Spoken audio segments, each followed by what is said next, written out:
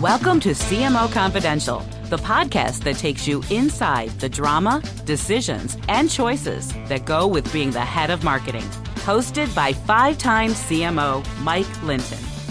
Welcome, marketers, advertisers, and those who love them to Chief Marketing Officer Confidential.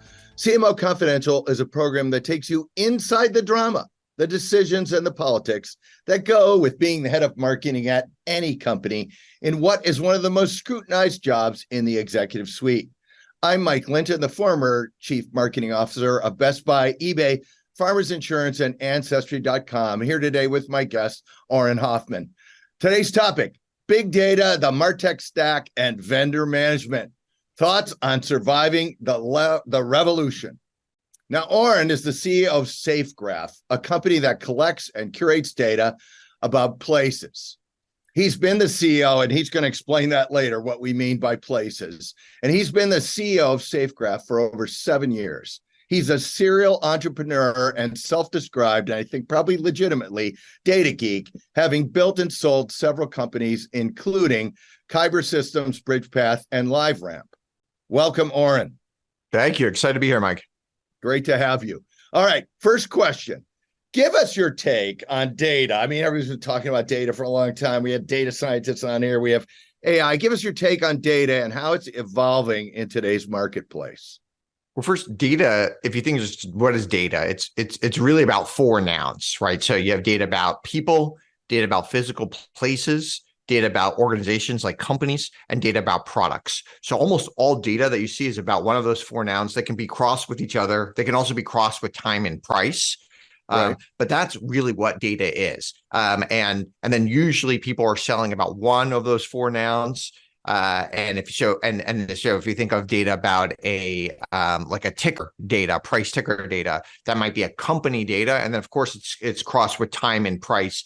And you can see the tick back from AT&T back over 100 years. Maybe 100 years ago, that tick might be once a day. Now it might be every 10th of a second or something. Right. And that data is generally very, very good and useful. And then, of course, the most important thing of data, if we think of like, what is the most important thing about data? The most important thing is that it's true.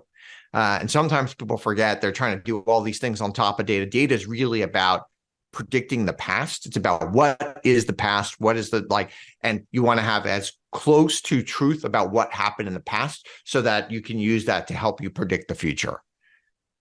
So while we're at it, tell us about places data, because I know you're into this places thing. Tell us that, and then we'll move on. But I think give our listeners a call on what's going on in places here. Sure. So that's what Safegraph does. We have data about that noun, which is data about physical places. So you think of data about your local cafe, restaurant, a school, an apartment building, maybe a big power plant or a warehouse.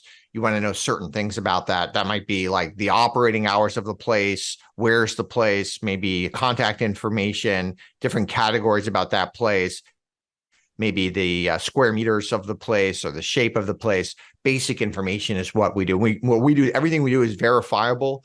You could actually go to the place and look around if you wanted to, and you could potentially verify, what we do. So, and that's one of the great things about data is that you can often check up to see if it is true. Now we have data about billions and billions of facts, so you can't check every single one of those facts, but you could take a sample and go check it up, and you could see how good you are. Right. Now let's go to this trust thing, and I want to talk about really the collection of data and then the selling of data. But one of the things about you mentioned the data is true, or it's one of the most important things is to get true data. Yep.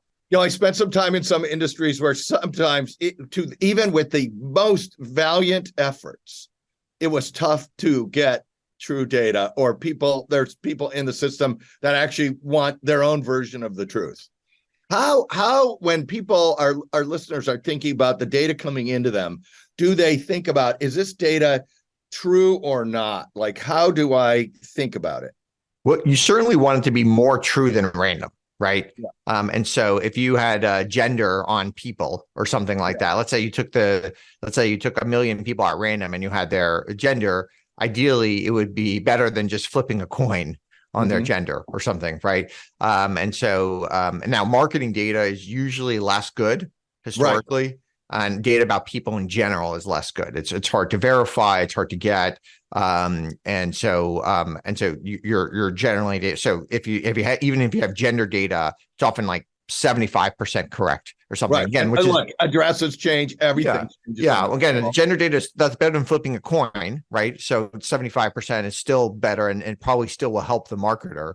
And so it really depends on what you're doing with that data. If you're sending somebody a direct mail catalog back in the day, and you think that they like puppies and they actually only like cats, and so you sent them a bad catalog. Okay, well, that just cost you, a little bit of money. It's not too bad. It's not the worst thing as long as most of the people you send it to like puppies.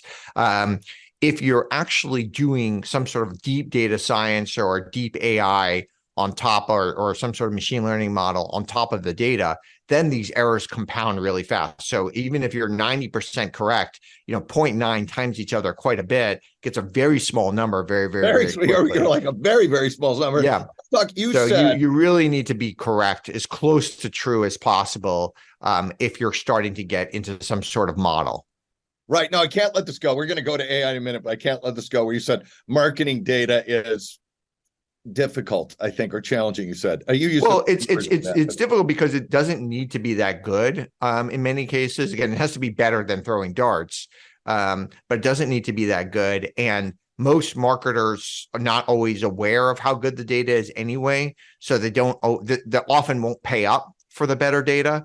So if you think of a data company that's selling into a marketer, they don't always have like incentives to make that data very good. And so we found that at Safegraph, our main competitors were these old school companies that were selling to mailing lists. So they were gonna, hey, you want to mail all the Italian restaurants in New York, and if you happen to get a few Thai restaurants in there, no big deal. And if you happen to get a bunch of restaurants that close, no big deal.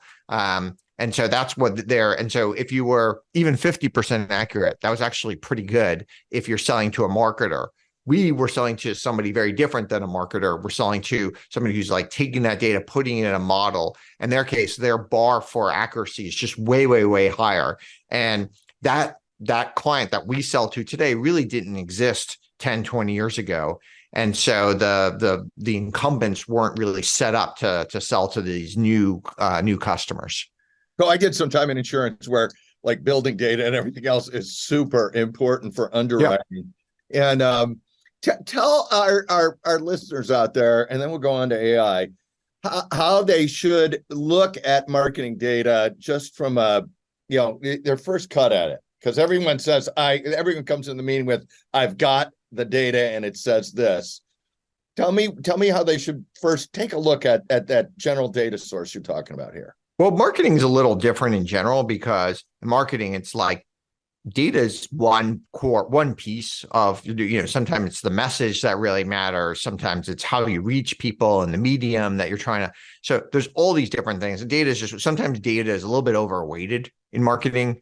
And so, the people sometimes forget like how important the content is and, all these other things that are out there.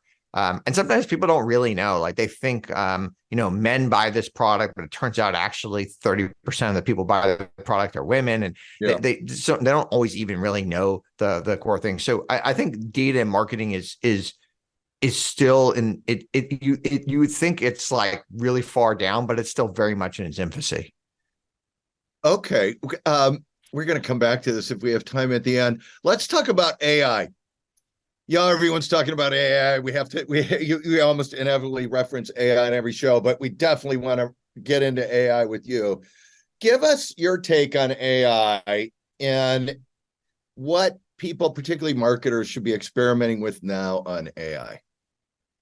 Well, the good news from AI is that we're help a lot. If you think of like the different functions of a company, like marketing is a function where AI should be able to help quite a bit.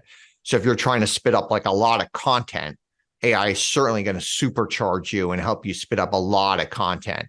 If you're trying to create lots of different versions of ads or keywords, or you're trying to create videos or any of those types of things, like all these new LLM tools are going to be like a magical thing for you. You're going to be able to do this much, much faster, much, much, much cheaper, and probably much, much, much higher quality as well. So this is going to be really good for marketers. There'll probably be other functions of companies, whether it be like finance or HR or some of these other companies where product management, where maybe AI is going to be slower to help. It'll help on the margins a little bit, but it'll be so. But marketing is one of the functions where it should help the most, the quickest. Can you, I don't know if you can, but is there anybody out there that's using AI really well that you want to call out here, where you would say, gosh, these guys are doing a good job of it? Well, I think most engineering orgs have been using AI for quite a bit. And so, which makes sense, early adopter, and then it's already baked into the tools. So if you have some sort of coding tool, it'll be like a Copilot or something like that. It's already baked in. It's going to help. It's helping you type less at the very least, right? So, and then it also helps you find things faster.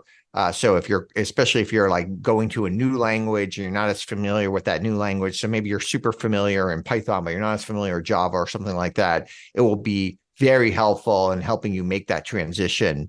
So for any type of software developer in your org, they're probably already using these tools. They're probably already benefiting quite a bit. My guess is probably most of your audience, the marketers are already using a lot of these tools already too. They're probably already creating tons of video content and tons of other type of content with this. So we're seeing and it doesn't have to be like the company it's like individual teams at the company start using it and they start benefiting from it. That's the beautiful thing about some of these AI tools is you don't necessarily have to be like super technical. You just have to be curious. And sometimes you're using it with like your kids, and then that ends up helping you with your work. Right. Got it.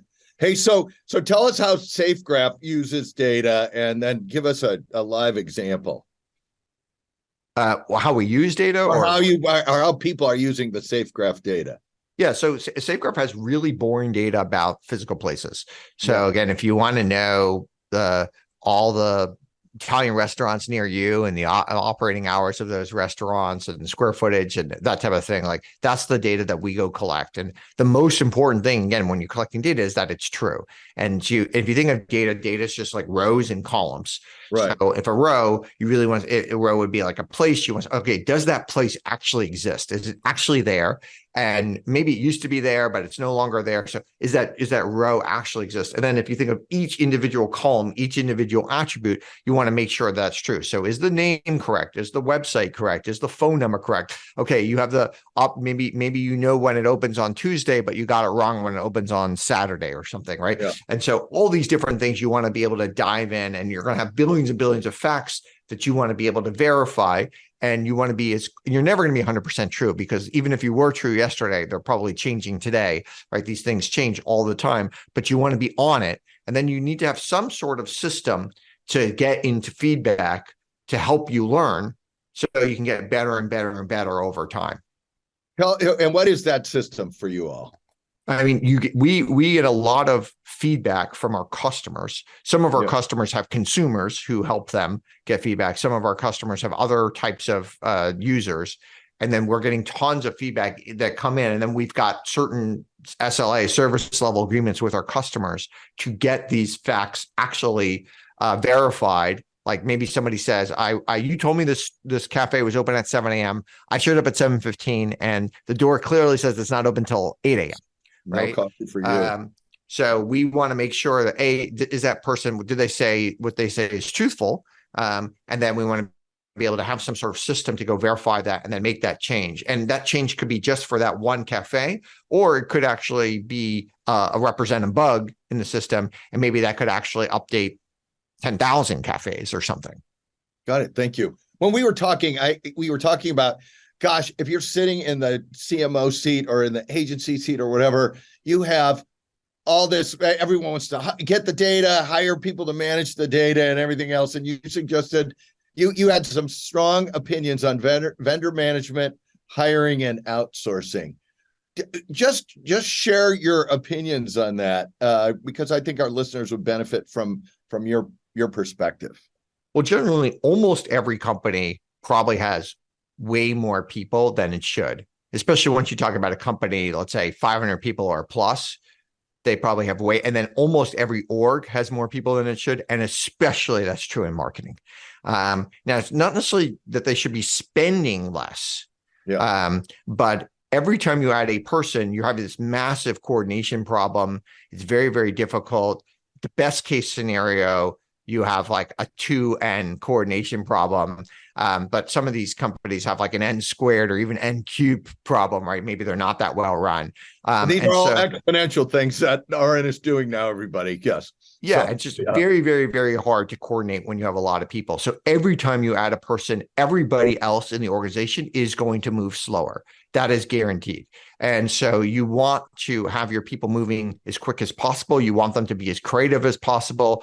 And so the best way to do that is to slow the growth of your employees. And one way to do that is to use vendors well.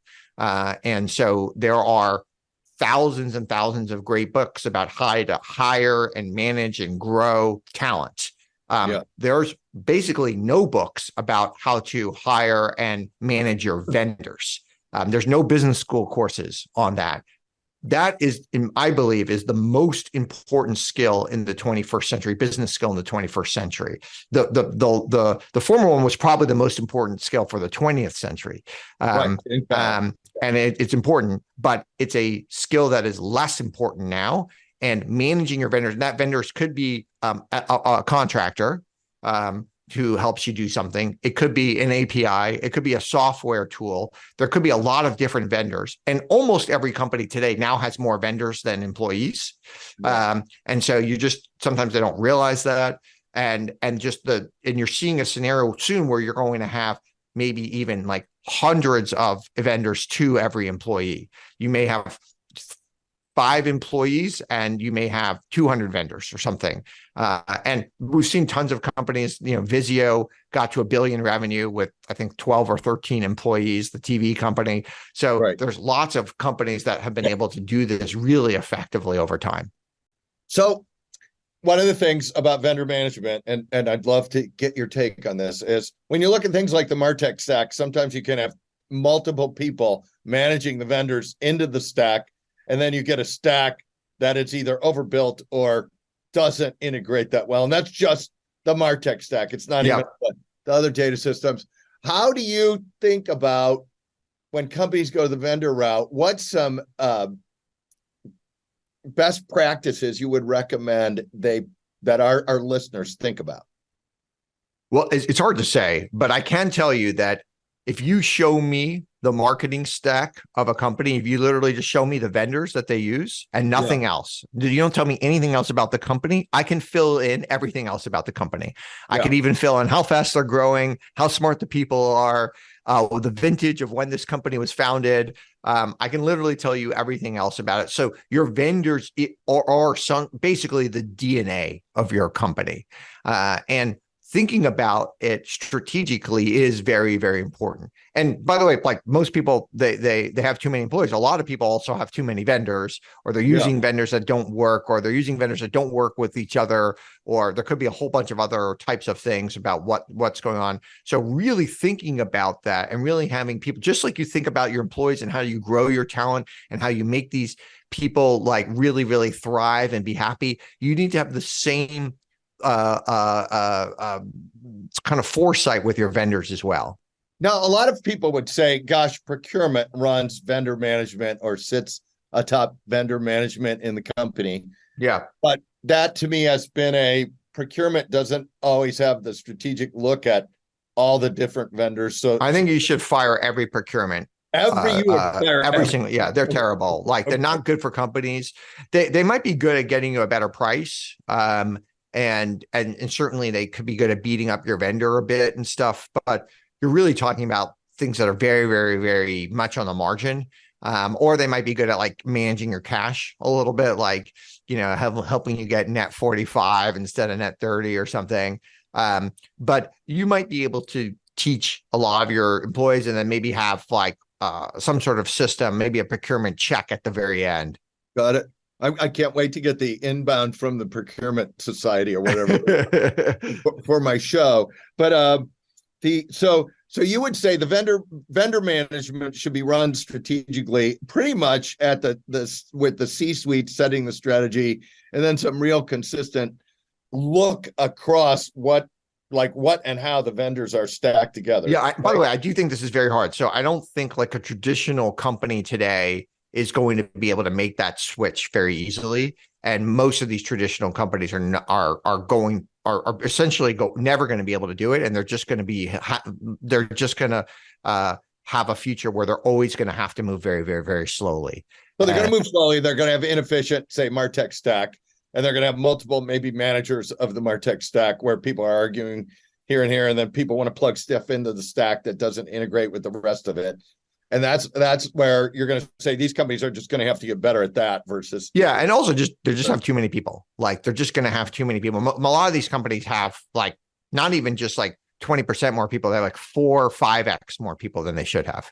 So you're watching with great interest the tech cutbacks now, probably as tech is the easiest place to cut back. So it's the simplest one to do. So it's just because generally people in tech companies are extremely ambitious and they're extremely intelligent. They work super hard and they're usually tech oriented. So they know how to use tools and stuff like that. So it's certainly easier to cut back at a tech company than it would be at let's say a big apparel company or something like that. But it is also possible to do that at these big apparel companies. Again, it doesn't mean being cruel. You can do this in a good way. And it also doesn't mean spending less money. It's not about saving the money. It's about making the employees you have better at what they do, making them happier, making them have to spend less time coordinating with other people, less time in meetings, less time in bureaucracy, more time creating, and making them more effective. So every single employee in your company should be happier long-term. So let's talk about those employees, which is along with vendor management, you can look at, I can hire or I can rent talent. How do I think about that? Well, I think you want to rent people for experience and hire people for their energy. And so the more experienced type of person you can rent, because you don't need them usually for 60 hours a week. Right. You don't even need them for 20 hours a week. Usually you need them to help you with very, very, very important strategic things. And then sometimes they might need to be 20 hours in 1 week and then 0 for the next 4 months and then come in again for 20 hours. Right. And so just like many of us have a corporate lawyer, and we sometimes we can go months without calling the corporate lawyer. And then maybe we're in a very, very important transaction, let's say an M&A transaction, and the lawyer's working around the clock for us. But that lawyer doesn't work for our company. They work for a law firm. We still may have a general counsel or something like that in their company, but we have experience, and everyone is used to hiring an outside lawyer to help us for certain tasks, right? I think most of expertise can be hired that way. And so the more experienced people, I think you're going to see them going to have, instead of working for one company, they're going to work for 20 companies. And they're also going to be happier because they're going to be able to leverage and do the most important things to really leverage their experience rather than all the other stuff that maybe a lot of other people could do. This is, well, and we do have a show on fractional which is just starting to explode, we think. So, yeah, exactly. These like a CMO. Yeah. Do you really need like a super experienced CMO at $100 million company? I don't know. No, maybe you need maybe you need a few hour a week person to help you coordinate the strategy. And then you need some super talented people who can, do a bunch of core things. Well, the other thing about fractional or temporary is you also, as you grow, particularly in the marketing gig, you may need a different person. You may need somebody who's great at acquisition and in the beginning, and then you mean a brand builder later, but it's not like exactly. You need one person. So write our listeners in this story one more time before we get, because we don't have too much time left. If you're giving any advice to marketers and ad agencies right now, what would you tell them? Well, I think the ad agencies in many cases have not been on the side of their client.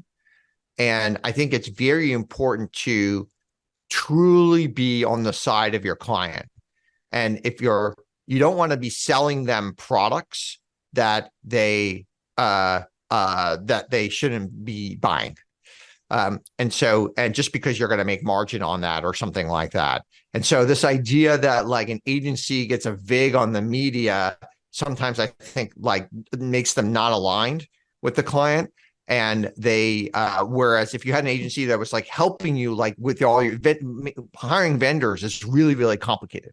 Yeah. So if you had a agency to help you hire, but they didn't get a percentage, they weren't like, they didn't have because for every client, it might be very, very different based on the DNA of your company about what type of vendor. So they were just really trying to helping you figure out the best solution for you. And they actually had your interest at heart. I think that would be great. And that would you can put them on retainer. And then and that actually would make sense because you need somebody who's, maybe gone through, the vendor selection process 40 times to help you. That would be the exact type of expertise to rent, is somebody who can help you do that. But you don't want somebody who has an incentive. It's like when you have a wealth management person and they have an incentive to sell you their own product, right? That's somebody where you're going to be in a worse case scenario. Well, thank you for that. Last question. It's two-parter. You can take both or one, but you have to take one. Funniest story or experience you could share on the air, and one piece of practical advice you'd give our listeners that we haven't talked about yet. Well, it's early in the morning, so I'm not yet funny. So I'll go for the second question. I think the most practical thing, if we're talking about hiring, is I think the thing that most people do when they're hiring, especially smaller companies, like say your founder, et cetera, is most people hire for their weaknesses. So I'm not so good in this area, so I'm going to hire somebody who can scaffold me and be really good in that particular area. So let's say you're a CMO and you're not that great at content marketing, you go hire a great person in content marketing to help you. That has been the advice for ages. I think that's bad advice. So I think you should do the opposite. I think you should hire for your strengths. And so if you're bad at content marketing, I just wouldn't even hire someone in content marketing at all if you could. And if you're really good at like SEO, I would just hire a great SEO person and have that person take that off your plate. And the advantage of hiring for your strengths is that almost certainly you're going to hire a better person. You know how to hire, you know how to look for talent, you know exactly what to do there. And then you can could really get that person up to speed, and that person potentially could take the full load off your plate. And then you could focus on getting yourself better at these other, maybe you feel like you have to get better at content management. You get yourself to some sort of point where you're decent at it before you go hire them. Got it. All right. Well, I think that's a great way to end the show. Amazing. Thank you, Auren. And thanks everyone for listening to CMO Confidential. Look for more of our shows on Evergreen, Spotify, Apple, and YouTube, which include What I Learned as the first ever CMO of New York City under Michael Bloomberg, a primer on the marketing CFO position, and a top business professor talks about brands taking a socio-political stand. Hey, all you marketers, stay safe out there. This is Mike Linton signing off for CMO Confidential. Today's episode of CMO Confidential is brought to you by CMOcoaches.com. Are you a current or aspiring chief marketing officer looking to take your career to the next level? You should work with a CMO coach. CMO coaches are former CMOs who are nationally certified coaches. So whether you want to improve your leadership skills, develop your team, or drive better business results, we have the experience and expertise to help you succeed. To learn more, visit us at CMOcoaches.com.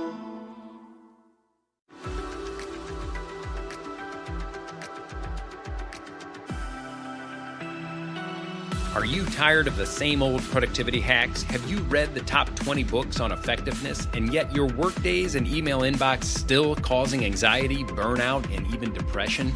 Ready to learn the latest in brain-based modalities, techniques, and technologies to optimize your success and well-being? Welcome to the Focus to Evolve podcast, where we'll illuminate your path to spacious productivity and balanced thriving. Each week, we dive into deeply insightful and immediately impactful methods to help you become highly effective while promoting health, profitability, and well-being. Say goodbye to the trance of busyness and hello to your highest potential. potential. It's time to discover a new way of accelerating your mission, growth, and purpose. Join us on the Focus to Evolve podcast and get ready to live your most joyful, productive, and fulfilling life.